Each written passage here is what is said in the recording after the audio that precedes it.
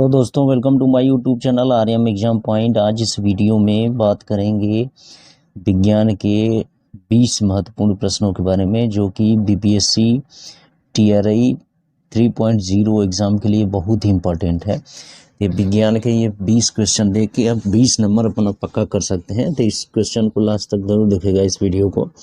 पहला इसमें है, प्रकाश की तरंगदैर्घ्य को मापने की इकाई क्या है? Faraday, candela, dyne, angstrom. तो प्रकाश की तरंगदैर्घ्य को मापने की इकाई इसमें क्या है? एंगस्ट्रॉम है, यानी डी ऑप्शन इसका सही हो जाएगा। दूसरा, पानी के अंदर ध्वनिक संकेतों का पता लगाने के लिए उपयोग किया जाता है किसका? Bolometer, pyrometer, ammeter, hydrophone. तो पानी के अंदर ध्वनिक संकेत का पता लगाने के लिए किसका प्रयोग किया जाता है? वो था हाइड्रोफोन का प्रयोग किया जाता है, यानी दूसरा का डी ऑप्शन सही हो जाएगा। नेक्स्ट आते हैं, निम्नलिखित में कौन सा युग्म सही नहीं है? तो इसमें से पहचाना है युग्म सही नहीं है इसमें।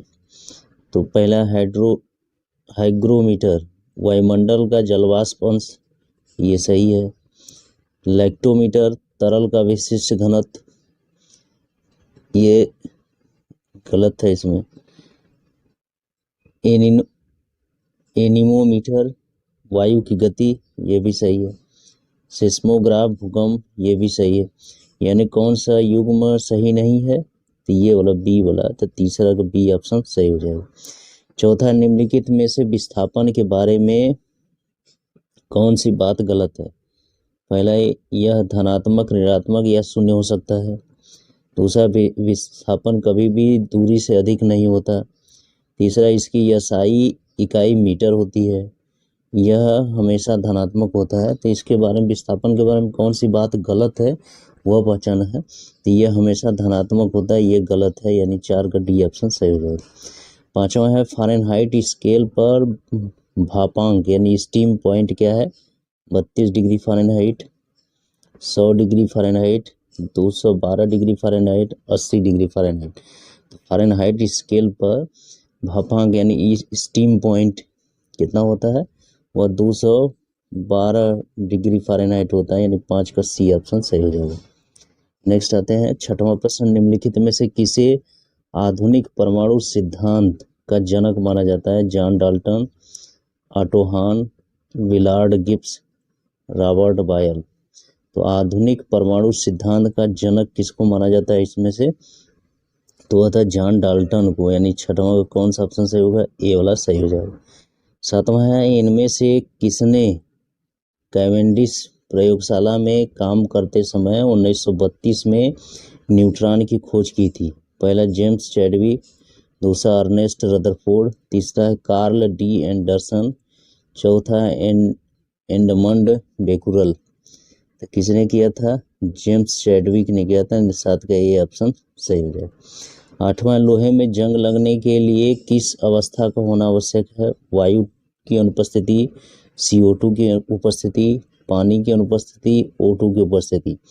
तो कौन सा है? O2 की उपस्थिति अनिवार्य होती है, यानी आवश्यक है, यानी 8 का डी ऑप्शन सही हो जाएगा।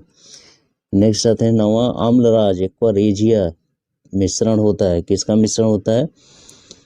वह सांद्र हाइड्रोक्लोरिक अम्ल तथा नाइट्रिक अम्ल का मिश्रण होता है, यानी 9 का डी ऑप्शन सही हो जाएगा। 10वां, जल की स्थायी कठोरता दूर करने के लिए का प्रयोग किया जाता है, किसका प्रयोग किया जाता है? बेकिंग सोडा, ब्लीचिंग पाउडर, चूना, वॉशिंग सोडा। तो किसका प्रयोग करते हैं? वॉशिंग सोडा का प्रयोग करते हैं, यानी 10 का डी ऑप्शन सही हो जाएगा। नेक्स्ट आते हैं 11वां प्रश्न, इसमें रिक्त स्थान भरना है। को विटिकल्चर के रूप में जाना जाता है, किसको विटिकल्चर के रूप में जाना जाता है? सब्जियां, फूल और फल उगाने। दूसरा है मछली प्रजनन, तीसरा है रेशम कीट का पालन करने, चौथा है अंगूर की खेती।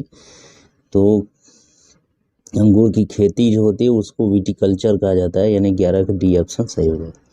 12 आते हैं, ऊतक विज्ञान और कोशिका विज्ञान के क्षेत्र में सभी कोशिका केंद्रों को लाल रंग देने के लिए किस जैविक रंजक का इस्तेमाल किया जाता है?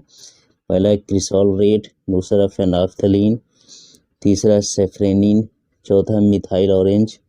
तो किसका इसमें प्रयोग करते हैं? वो सेफ्रेनिन का प्रयोग किया जाता है, यानी 12 का सी ऑप्शन सही हो जाएगा। नेक्स्ट आते हैं 13वां प्रश्न, मैग्नीशियम निम्नलिखित में से किसका संघटक धातु है? पर्णहरित अणु, क्लोरोफिल, डीएनए, माइटोकॉन्ड्रिया, राइबोसोम। तो मैग्नीशियम इनमें से किसका संघटक धातु होता है? वह होता है पर्णहरित अणु यानी क्लोरोफिल का, यानी 13 का ए ऑप्शन सही होगा। 14 डीएनए को प्रमुख रूप से कोशिका में संग्रहित किया जाता है, किस में संग्रहित किया जाता है? गाल्जिका, नाभिक, साइटोप्लाज्म, प्लाज्मा झिल्ली। इसमें सही विकल्प कौन सा होगा? वह नाभिक होता है, यानी 14 का बी ऑप्शन सही हो जाएगा। 15 एक गुणसूत्र में निम्नलिखित में से क्या उपस्थित होते हैं? डीएनए तथा लिपिड, दूसरा आरएनए तथा एमिनो अम्ल, तीसरा डीएनए तथा प्रोटीन, आरएनए तथा शुगर। एक गुणसूत्र में निम्नलिखित में से क्या उपस्थित होते हैं? वह होते हैं डीएनए तथा प्रोटीन, यानी 15 का सी ऑप्शन सही हो जाएगा। नेक्स्ट आते हैं 16 प्रश्न, प्राकृतिक चयन तंत्र को वर्णित करने की पद्धति के रूप में योग्यतम की उत्तरजीविता वाक्यांश निम्नलिखित में से किसका कथन है? Marie Curie, Herbert Spencer, Charles Babbage, Louis Pasteur. तो ये किसका कथन है? वह हर्बर्ट स्पेंसर का है, यानी 16 का बी ऑप्शन सही होगा। 17 स्पंज किस प्रजाति के अंतर्गत आते हैं? Protozoa, Annelida, Porifera, Cnidaria. तो किस में होते हैं? पोरीफेरा के अंतर्गत आते हैं, यानी 17 का सी ऑप्शन सही होगा। नेक्स्ट आते हैं 18 प्रश्न, तिलचट्टों के शरीर में द्वारा प्रवेश करती है। शरीर में वायु किसके द्वारा प्रवेश करती है? फेफड़ों के द्वारा, क्लोमों के द्वारा, श्वास रंध्रों, त्वचा। किसके द्वारा प्रवेश करता है? वह श्वास रंध्रों के द्वारा प्रवेश करता है, यानी 18 का सी ऑप्शन सही हो जाएगा। 19 मनुष्यों में आमाशयी ग्रंथियों से स्रावित होने वाला वह कौन सा अम्ल है जो भोजन के पाचन में सहायता करता है? पहला है साइट्रिक अम्ल, दूसरा है बोरिक अम्ल, तीसरा हाइड्रोक्लोरिक अम्ल, चौथा है सल्फ्यूरिक अम्ल। तो कौन सा इसमें हो? हाइड्रोक्लोरिक अम्ल, यानी 19 का सी ऑप्शन सही हो जाएगा।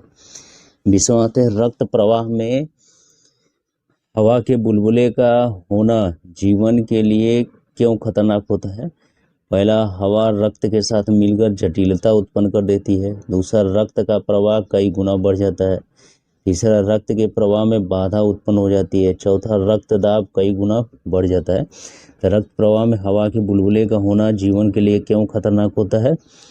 क्योंकि रक्त के प्रवाह में बाधा उत्पन्न होती है, यानी 20 का कौन सा ऑप्शन सही होगा? सी ऑप्शन सही हो जाएगा। इस तरह से इस वीडियो में हम लोग 20 क्वेश्चन, साइंस के 20 क्वेश्चन के बारे में डिस्कस किए, जो कि परीक्षा की दृष्टि से बहुत इंपॉर्टेंट है। यदि ये वीडियो अच्छा लगा तो मेरे चैनल को सब्सक्राइब करें, मेरे वीडियो को लाइक शेयर करना न भूलें। Thank you.